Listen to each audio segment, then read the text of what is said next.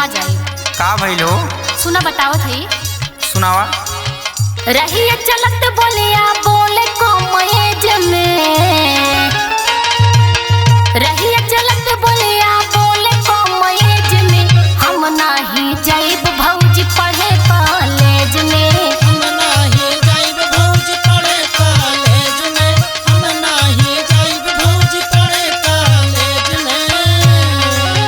रही चलत बोलिया बोले को महेज में, रही चलत बोलिया बोले को महेज में, हम नाही जाइब भौजी पढ़े कॉलेज में, हम नाही जाइब भौजी पढ़े कॉलेज में, हम नाही जाइब भौजी पढ़े कॉलेज में।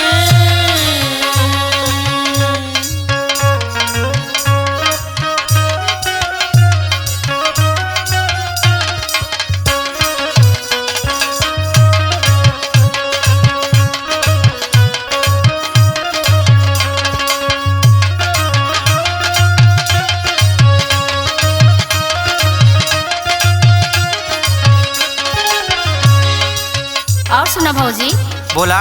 भाई देखो हमके देख देख के कितना लोग बोली बोले ले। का बोली बोले न हो? सुना। सुनावा। गजब बलू कये कर गजब स्टाइल, गजब स्टाइल हो गजब स्टाइल, गजब स्टाइल हो गजब स्टाइल।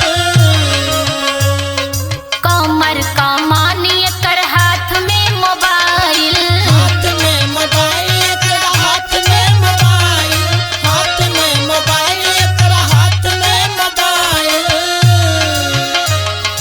गजबे बालू कये कर गजब स्टाइल, कमर कमानी कर हाथ में मोबाइल।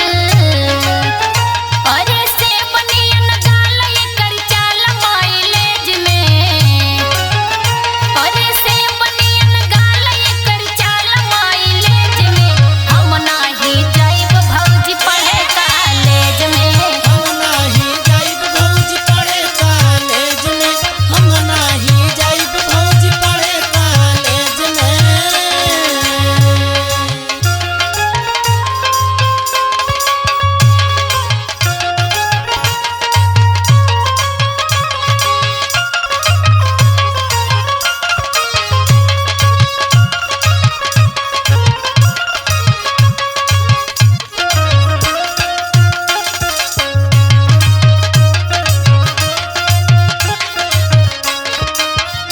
और देखा भौजी का कहेले, पंखुड़ी गुलाब नियन होठ के ललाई,